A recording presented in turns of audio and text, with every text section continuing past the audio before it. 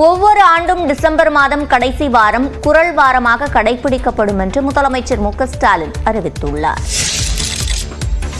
காவிச்சாயம் பூச நினைக்கும் தீய எண்ணங்களை வள்ளுவம் விரட்டியடிக்கும் என்று முதலமைச்சர் மு க ஸ்டாலின் தெரிவித்துள்ளார். கன்னியாகுமரி திருவள்ளுவர் சிலை வெள்ளி விழா நிகழ்ச்சியில் உரையாற்றிய அவர், திருவள்ளுவர் தமிழர்களின் உலக அடையாளம் என்றும் திருக்குறள் தமிழர்களின் பண்பாட்டு அடையாளம் எனவும் தெரிவித்தார். சில மதாதிகள் உடனே சொன்னாங்க, ஒரு சிலை அமைச்சதுக்கு எதுக்கு விழா நடத்தணும்னு கேட்க தொடங்கினாங்க. அவங்க கேள்வியில அர்த்தம் கிடையாது, ஆனா உள்ளர்த்தம் இருக்கு. அவங்களுக்கு பதிலுக்கு பதில் சொல்ல தேவையில்லை. ஆனா நான் உங்களுக்கு சொல்லிக்கொள்ள விரும்புவது, திருவள்ளுவர் தமிழர்களுக்கு இருக்கக்கூடிய உலக அடையாளம், திருக்குறள் தமிழர்களுடைய பண்பாட்டு அடையாளம். தொடர்ந்து நிகழ்ச்சியில் பேசிய முதலமைச்சர், சுனாமியை எதிர்கொண்டு தாங்கி நிற்கும் திருவள்ளுவர் சிலை நமது பண்பாட்டு குறியீடு என்று குறிப்பிட்டார். திருக்குறள் வெறும் நூல் அல்ல, நம்ம வாழ்க்கைக்கான வாழும் கிடையமும். அது நம்மை காக்கும், நம்மை அழைக்க வரக்கூடிய தீமைகளை தடுக்கும். நம்மை மட்டுமல்ல, காவி சாயம் பூச நினைக்கிற தீய எண்ணங்களையும் விரட்டியடிக்கும். கன்னியாகுமரி பேரூராட்சி நகராட்சியாக தரம் உயர்த்தப்படும் என்றும், ஒவ்வொரு ஆண்டும் டிசம்பர் மாதம் கடைசி வாரம் குரல் வாரமாக கடைபிடிக்கப்படும் என்றும், மாநிலம் முழுவதும் 133 கலை இலக்கிய அறிவுசார் விருதுகள் வழங்கப்படும் என்றும் முதலமைச்சர் அறிவித்தார். கன்னியாகுமரியில் விவேகானந்தர் பாறைக்கு செல்ல மேலும் 3 சுற்றுலா படகுகள் வாங்கப்படும் என்று முதலமைச்சர் மு க ஸ்டாலின் அறிவித்துள்ளார். கன்னியாகுமரி திருவள்ளுவர் சிலை வெள்ளி விழாவின் 2ஆம் நாள் நிகழ்ச்சியில் வெள்ளி விழா கண்காட்சியை முதலமைச்சர் மு க ஸ்டாலின் திறந்து வைத்து பார்வையிட்டார்.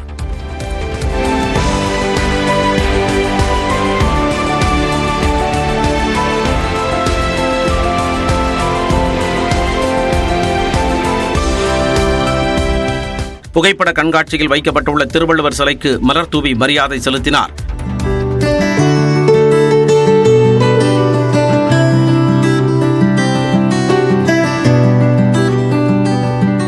அதைத் தொடர்ந்து திருவள்ளுவர் வெள்ளி விழா நினைவு அலங்கார தோரண வாயிலுக்கு அடிக்கல் நாட்டி திருவள்ளுவர் சிலை வெள்ளி விழா சிறப்பு மலரையும் முதலமைச்சர் வெளியிட்டார்.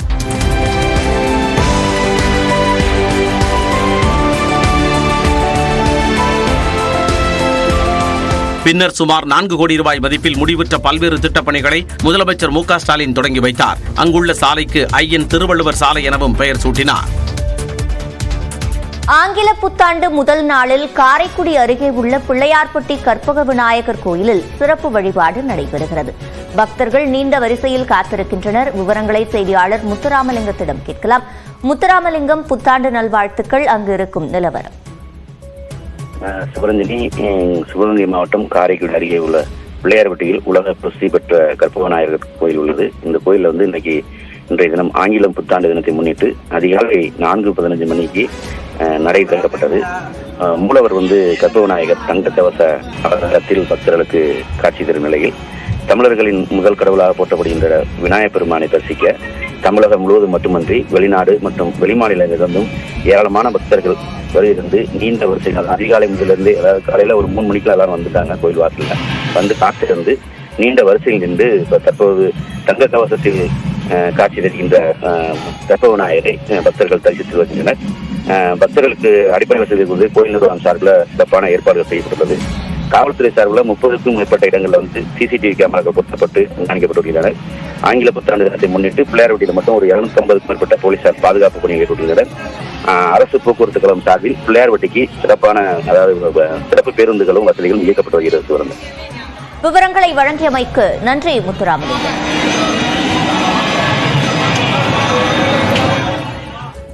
சூப்பர் 60 செய்திகளை தொடர்ந்து பார்க்கலாம். கன்னியாகுமரியில் கண்ணாடிகளை பாலம் அமைய யார் காரணம் என்பது குறித்து எதிர்க்கட்சித் தலைவர் எடப்பாடி பழனிசாமி மற்றும் பொதுப்பணித்துறை அமைச்சர் ஈவாவேலு இடையே காரசார விவாதம் ஏற்பட்டுள்ளது. முதலமைச்சர் திரு ஸ்டாலின் அவர்கள் கன்னியாகுமரிக்கு சென்று இந்த கண்ணாடிகளை பாலத்தை திறந்து வச்சிருக்கார். அது அவர் கொண்டு வந்தது இல்லை. அதிமுக ஆட்சி இருக்கின்ற பொழுது, அம்மாவுடைய அரசு இருக்கின்ற பொழுது, நான் முதலமைச்சர் இருந்த காலத்தில் கொண்டு வரப்பட்ட திட்டம். ஏற்கனவே அனைத்து இந்திய அண்ணா திராவிட முன்னேற்ற கழகத்தின் சார்பாக அப்பொழுது மத்திய கப்பல் போக்குவரத்துறை அமைச்சர் நிதின் கட்காரியிடம் இந்த கோரிக்கை வச்சேன். அதை நிறைவேற்றி கொடுன்னு சொன்னோன்னே உடனடியாக 3 நாள் அந்த திட்டத்துக்கு அனுமதி கொடுத்தார். அப்பொழுதே அதிமுக ஆட்சி இருக்கின்ற பொழுது சுற்றுச்சூழல் தடையில்லா சான்று நாங்கள் பெறப்பட்டோம். அதுக்கு பிறகு 2020 கொரோனா காலமாக இருந்த காரணத்தால் அந்த பணி அப்படியே தடைபட்டு விட்டது. அதற்கு பின்பு வந்த இந்த ஸ்டாலின் மாடல் அரசாங்கம் இப்போ டெண்டர் விட்டு அந்த பணி செஞ்சிருக்குது.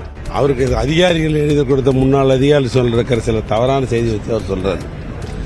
அதாவது அந்த திட்டத்தை பொறுத்தளவுக்கு முதலாக ஜியோ போட்டு அந்த ஜியோ யாருமே நடைமுறைப்படுத்தலை, அப்படியே விட்டுட்டாங்க. யாரும் அந்த திட்டத்தை நிறைவேற்றதுக்கு யாரும் வரல. இந்த ஆட்சி வந்திருப்பாடு தான் எல்லாம் தட்டி எடுத்து இபிசி மூடுன்ற அந்த அடிப்படையில் ஒப்பந்தங்கள்லாம் கோரப்பட்டு அதுக்கு பிறகு டெண்டர்லாம் உறுதி செய்யப்பட்டு அந்த கண்ணாடி பாலத்தை தொடர்ந்து நானே இங்கே நேரடியாக எந்த இடத்துல அமைக்கணும் அப்படின்றதெல்லாம் மார்க் பண்ணி அந்த திட்டங்கள் நிறைவேற்றிருக்கிறோம். அண்ணா பல்கலைக்கழக மாணவி பாலியல் வன்கொடுமை சம்பவத்தில் தடையை மீறி போராட முயன்ற சீமான் கைது செய்யப்பட்டு பின் விடுவிக்கப்பட்டார். அண்ணா பல்கலைக்கழக மாணவி பாலியல் வன்கொடுமை சம்பவம் குறித்து ஆளுநரை தமிழக வெற்றிக் கழகத்தின் தலைவர் விஜய் சந்தித்த நிலையில் ஆளுநரை சந்தித்து என்ன ஆகப் போகிறது என்று நாம் தமிழர் ஒருங்கிணைப்பாளர் சீமான் கேள்வி எழுப்பியுள்ளார். சென்னை அண்ணா பல்கலைக்கழகத்தில் மாணவி வன்கொடுமை செய்யப்பட்டதை கண்டித்து வள்ளுவர் கோட்டத்தில் நாம் தமிழர் கட்சியினர் தடையை மீறி போராட்டத்தில் ஈடுபட முயன்றனர். இதனால் அங்கு காவல்துறையினர் குவிக்கப்பட்டனர். போராட்டக் களத்திற்கு சீமான் வந்த நிலையில் அவரை காவல்துறையினர் கைது செய்தனர்.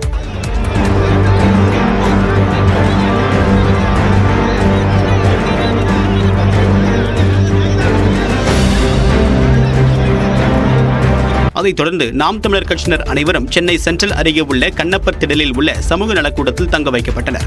மாலையில் விடுவிக்கப்பட்டதைத் தொடர்ந்து நியூஸ் 18 தொலைக்காட்சிக்கு பேட்டியளித்த சீமான் ஆளுநருக்கும் அண்ணா பல்கலைக்கழக சம்பவத்திற்கும் என்ன தொடர்பு என்று கேள்வி எழுப்பினார். விஜய் சந்திச்சிருக்காரு, ஆளுநரை சந்திச்சிருக்காரு, அது பயன் தராது. அந்த செய்தி நம்ம கொடுத்துருக்கோங்கிறது வேணா வரும். ஆனா அவரால் தான் இவ்வளவு பிரச்சனை. பல பல்கலைக்கழகங்கள், அண்ணா பல்கலைக்கழகம், அண்ணாமலை, கோவை பாரதியார், இங்கே இருக்கிற சென்னை கல்லூரி, இங்கே கல்வியியல், தமிழ்நாடு கல்வியியல் கல்லூரி, மதுரை காமராஜர், இந்த மாதிரி பல பல்கலைக்கழகங்களுக்கு துணைவேந்தரை நியமிக்க விடாமல் தடுக்கிறதே அவர் தான். ஒரு கட்சி பின்புலம் இல்லாமல் இப்படிப்பட்ட செயலில் ஈடுபட ஒருவருக்கு துணிவு வந்திருக்குமா என்றும் சீமான் கேள்வி எழுப்பினார். அண்ணா பல்கலைக்கழக மாணவி பாலியல் வன்கொடுமை வழக்கில் தங்களுக்கு வேண்டிய யாரையோ திமுக அரசு காப்பாற்ற முயற்சி செய்வதாக அதிமுக பொதுச் செயலாளர் எடப்பாடி பழனிசாமி குற்றம் சாட்டியுள்ளார். சென்னையில் செய்தியாளர்களிடம் பேசிய அவர் திமுக ஆட்சியில் சர்வசாதாரணமாக பாலியல் வன்கொடுமைகள் நடப்பதாக விமர்சித்திருக்கிறார். இன்றைக்கு பாதிக்கப்பட்ட பெண் கொடுக்கப்பட்ட புகார் செய்தியில வெளியில் லீக்கேஜ் ஆயிடுது. அதுல இருக்கிற தகவல் அடிப்படையில் தான் நாங்க கேட்கிறோம் யார் அந்த சார் என்று. ஏன் இவ்வளவு பயம் உங்களுக்கு? யாரை காப்பாற்றுவதற்காக இந்த அரசாங்கம் இவ்வளவு முயற்சி செய்து? அதிமுக ஆட்சிக்கு வந்ததும் அண்ணா பல்கலைக்கழக விவகாரத்திற்கு தீர்வு காணப்படும் என்றும் எடப்பாடி பழனிசாமி கூறியிருக்கிறார். நிச்சயமாக அனைத்து இந்திய அண்ணா திராவிட முன்னேற்ற கழகம் ஆட்சிக்கு வரும். அப்பொழுது இதற்கெல்லாம் தீர்வு காணப்படும். மக்களுக்கு இந்த விவகாரம் குறித்து விழிப்புணர்வு ஏற்படுத்தியதற்காக அதிமுக ஐடி விங் நிர்வாகிகள் மீது வழக்கு பதிவு செய்யப்பட்டுள்ளதாகவும் எடப்பாடி பழனிசாமி தெரிவித்தார். சட்ட ஒழுங்கு பிரச்சினை அனைத்து ஆட்சியிலும் ஏற்படும் என்று அமைச்சர் ஏவாவேலு கூறியுள்ளார். கன்னியாகுமரியில் செய்தியாளர் சந்தித்தவர் திமுக ஆட்சியை விட அதிமுக ஆட்சியில் சட்ட ஒழுங்கு பிரச்சினை அதிகமாக இருந்ததாக தெரிவித்தார். அதிமுக ஆட்சியும் திமுக ஆட்சியும் ஒப்பிட்டு பார்க்கிற பொழுது திமுக ஆட்சியில் சட்டம் ஒழுங்கு பாதுகாக்கப்பட்டிருக்கிறது. அவர்கள் ஆட்சியை விட சட்டம் ஒழுங்கு பாதுகாக்கப்பட்டிருக்கிறது. நாட்டு மக்கள் நிம்மதியாக இருக்கிறாங்க. அவரவர்கள் அரசியல் நடத்துவதற்காக இது போன்ற ஒரு சின்ன விஷயத்தை கூட பெருசாக ஊதி பார்க்க வேண்டும் என்று கருதுவார்கள். அது தமிழ்நாட்டு மக்கள் மத்தியில் அதெல்லாம் ஈடுபடாது. இந்நிலையில் அரசியல் இருப்பை காட்ட தமிழ்நாட்டு மாணவிகளிடம் அச்ச உணர்வை ஏற்படுத்தக்கூடிய வகையில் எதிர்க்கட்சித் தலைவர் எடப்பாடி பழனிசாமி செயல்படுவதாக சட்டத்துறை அமைச்சர் ரகுபதி தெரிவித்துள்ளார். இது தொடர்பாக விடுத்திருக்கூடிய அறிக்கையில் பொய்யை திரும்ப திரும்ப சொன்னால் உண்மையாகிவிடும் என்ற கோயப்பல்ஸ் பாணி பிரச்சாரத்தில் எடப்பாடி பழனிசாமி இறங்கி இருப்பதாகவும், பெண்கள் புகார் அளிப்பதை பொறுத்துக் கொள்ள முடியாமல் புகார் அளித்தவர்களுக்கு மன உளைச்சலை ஏற்படுத்தக்கூடிய விதமாக அவருடைய நடவடிக்கைகள் மாறி வருவதாகவும் கூறியுள்ளார்.